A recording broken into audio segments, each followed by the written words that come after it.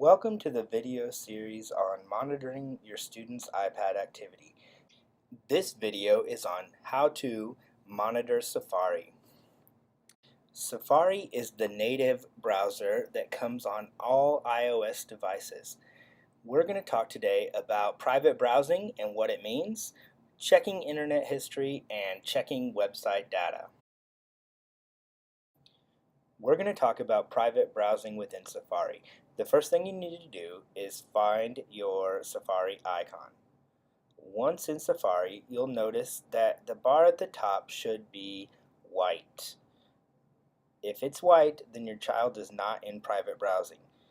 To access private browsing, you need to click on the two squares, and this is the tab view. It shows all open tabs that you have within the normal regular view, not private browsing.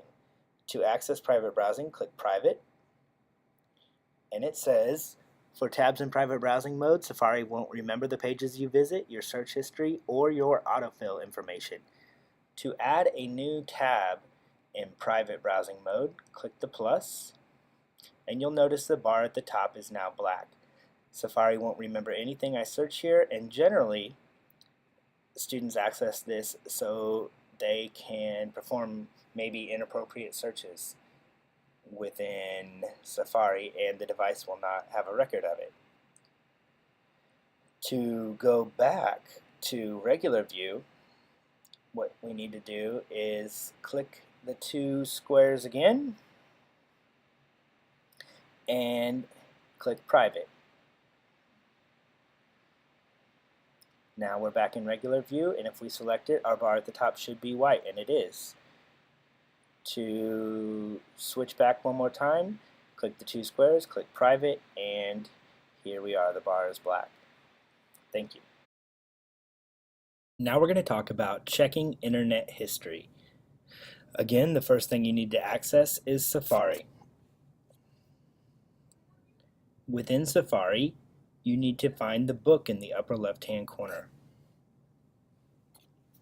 When you open that, it defaults to the internet history screen, and you can see anything that's been searched and a general time frame as to when it's been searched. For example, this morning I searched Google, private browsing, Safari, grades, home, and high. If it's not the first thing that pops up, try clicking the back button. Since it was, I just need to click history here, and it brings it up. You can scroll through this and search as far back as the iPad will remember. Remember, if there's nothing in the internet history, then your child has cleared the search history for Safari. Checking the internet history will help you gain a better understanding about how the iPad is being used by your student. To demonstrate how to clear the history, find one of these searches and swipe from right to left, and then click delete. If I was to clear all of it at once, I would come down here to the bottom to the blue clear and click clear. If you've noticed that history is empty, it might be a good time to have a conversation about what the iPad has been used for. Now I'm going to show you how to check website data on your student's iPad.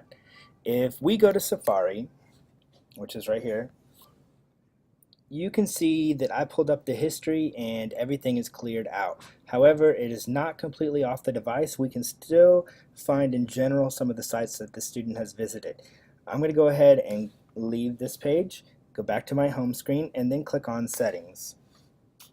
If I click on Settings and then scroll over here on the side to Safari and click it, it pulls up a page that looks like this. If I scroll to the bottom and click Advanced,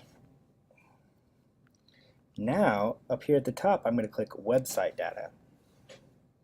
So with Website Data, you can see in general the pages that have been accessed on this device. If I click Show All Sites, it'll go on down and I can see a whole bunch. This can be cleared at the bottom. If I hit remove all website data. But in general, this doesn't happen. The students generally don't do this, and you'll still be able to see, in general, some of the sites they visit, even if the history is cleared. Thank you. Be sure to check out some of the other videos in our series on monitoring your students' iPad activity, including Spotlight Search, restrictions, deleting and organizing apps, and viewing open apps.